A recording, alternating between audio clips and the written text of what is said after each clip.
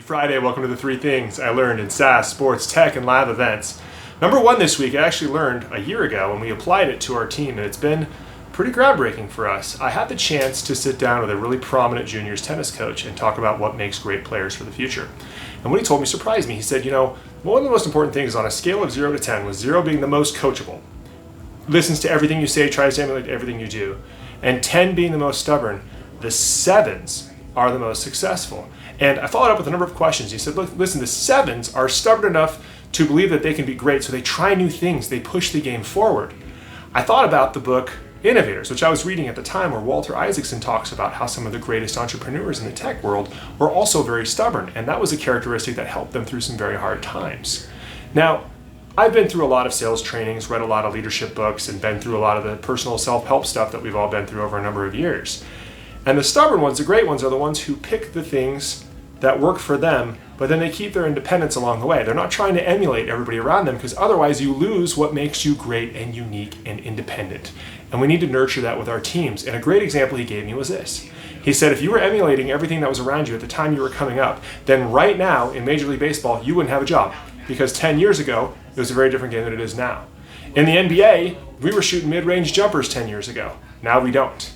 And in the NFL, we weren't running the air raid offense the way we do now. Things are constantly changing, and we need to nurture our team to be independent. I thought that was great. That's number 1. Number 2, it comes from Jocko Willink. He was talking about something political. I'm not discussing that here, but he did say something we've applied here from years ago from his book, Extreme Ownership.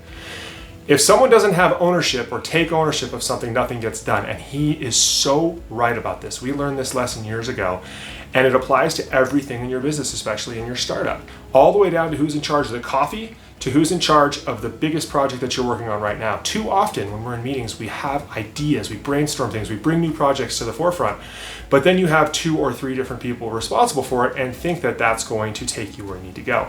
We learned that lesson the hard way.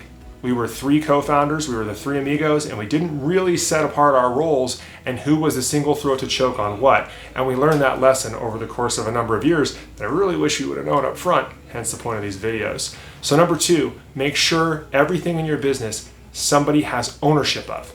And that's going to create a culture that's going to help you be successful. That's number 2.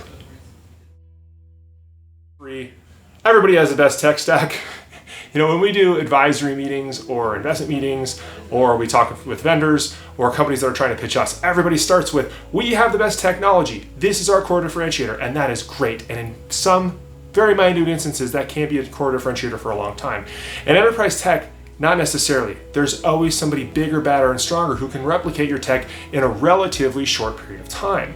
So what are your other differentiators? What are the things that are going to help you fend off when somebody comes down the mountain, one of the big companies, to try to replicate your software, or somebody comes up the mountain and tries to cut your legs out with lower pricing?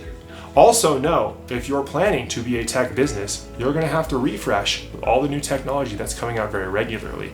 Make sure that's in your budget, because a lot of the models we look at, they don't have it in there. That's it for this week. I hope that's helpful on the 3 things.